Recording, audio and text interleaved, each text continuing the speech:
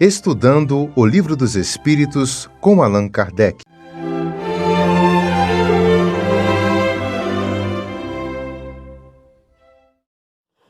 Boa noite, que Jesus nos acompanhe nessa noite de hoje em mais um estudo.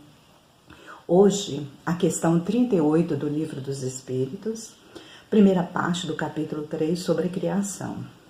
A pergunta 38 é a seguinte: como criou Deus o universo? E os espíritos respondem: para me servir de uma expressão corrente, direi, pela sua vontade. Nada caracteriza melhor essa vontade onipotente do que essas belas palavras de Gênesis. Deus disse: faça a luz, e a luz se fez. O homem, ele sempre procurou compreender o processo de criação do universo e do mundo que habita. Essa busca, de certa forma, é uma manifestação da divina que desperta em nós para descobrir algo maior do que nós mesmos. Pois a vida, as flores, as alegrias, os desafios, possuem uma razão que vai além dos nossos sentidos ou eles possam explicar. Nessa pergunta sobre a criação, os espíritos esclarecem que tudo depende da vontade de Deus, do Criador. Entretanto, ainda não estamos totalmente preparados para compreender como se deu o princípio da criação. Nós ainda nos encontramos num estágio evolutivo que não temos as respostas definitivas. Mas no nosso íntimo, nós temos essa consciência de algo maior. Mas nós encontramos dificuldades ainda para compreendê-la ou assimilar ou mesmo explicá-la. É como se ainda estivéssemos num processo de alfabetização e quiséssemos ler um livro inteiro.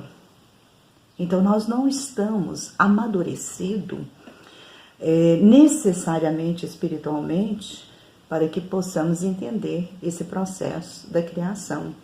Então existe um processo evolutivo que precisa ser respeitado. No outro lado, nós temos também a ciência, que tenta nos convencer que a criação ela começou com uma enorme explosão de energia e de luz, que é a teoria do Big Bang. Mas mesmo no campo da pesquisa, mesmo buscando tantas informações, eles ainda não conseguem explicar totalmente através da teoria da ciência.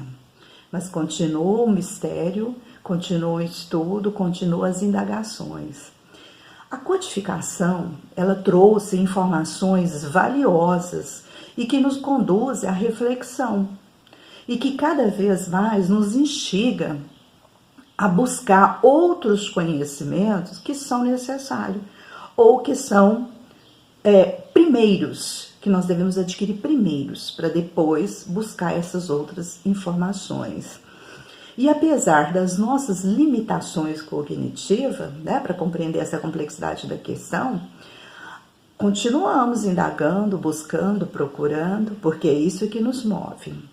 Mas a gente precisa também saber que mesmo a curiosidade, mesmo essa busca, existem certas limitações.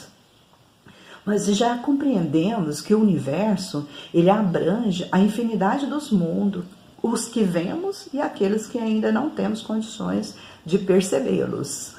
De todos os seus seres animados, inanimados e todos os astros que se movem no espaço, assim como os fluidos que os enchem. A criação do universo, ele é fruto da vontade de Deus. Toda a sua criação, com a sua extrema organização, beleza, poesia, é a expressão da vontade do nosso Criador. Na sua magnitude, criou o universo com fim útil, para permitir que os espíritos que nele habitassem pudessem crescer, evoluir, pudessem participar da obra da sua criação. O espírito Miramês, ao comentar essa questão, ele nos fala que o princípio da criação perde-se na noite da eternidade.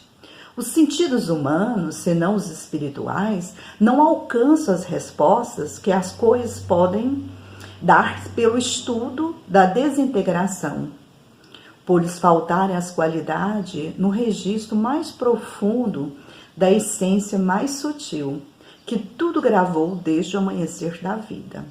Então, com certeza, nós temos dentro de nós essa certeza, mas que ainda vai depender um pouquinho da nossa caminhada evolutiva para poder compreendê-la.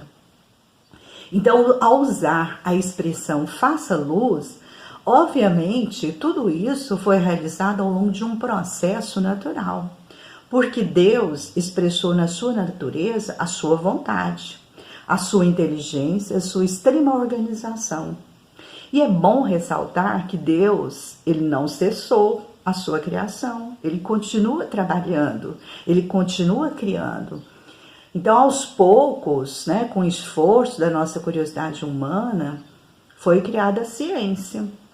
E a ciência é o mecanismo pelo qual nós tentamos entender como Deus fez cada uma das coisas que existe no universo. Por isso que a ciência também é importante caminhar, buscar resposta e principalmente comprovar aquilo que é falso e aquilo que é verdadeiro.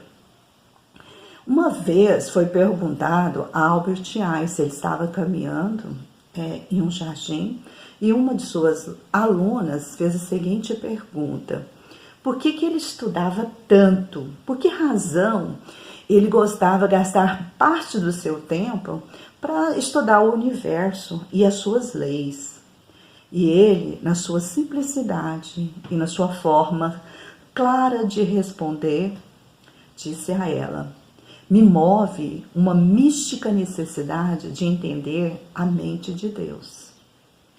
Então, ao buscar compreender, a resposta sobre o universo, né, e tudo mais que nos cerca, inclusive a nossa própria vida, ou outras vidas, né, pelas quais nós já passamos, ou sobre a criação, ou como Deus estruturou todo o universo, né, e esse mundo maravilhoso que nos cerca, apesar de nós tentarmos destruí-la o tempo todo, né, mas é importante a gente tentar buscar compreender tudo que existe à nossa volta, compreender, né, de que forma a mente de Deus funciona, e principalmente nesse momento da criação. Então, assim, aos poucos, bem lentamente, nós vamos conseguindo superar nós mesmos, as nossas barreiras e as nossas limitações, e vamos desenvolvendo a nossa consciência. E à medida que nós nos entregarmos à força divina que habita dentro de nós, no nosso interior, num processo de descoberta, essa descoberta ela tem que ser contínua, né? Porque tudo que envolve o mistério, tudo que envolve as descobertas sobre o universo é o que nos move a curiosidade, em estar sempre em busca de algo, em conhecer. Então nós já sabemos que o aprendizado ele é tão necessário e precisa ser metódico, organizado, ele precisa ser sério também, para que o conhecimento realmente possa ser consolidado e, acima de tudo, assimilado. É importante saber que nessa escala evolutiva existe uma sequência, uma ordem e que não pode ser pulada. Então nós temos que ter paciência para esperar o melhor momento. E com certeza esse momento chegará, que é a revelação da verdade, que é a ciência encontrará também caminhos, mecanismos, né, para o que o Espiritismo já tem nos revelado.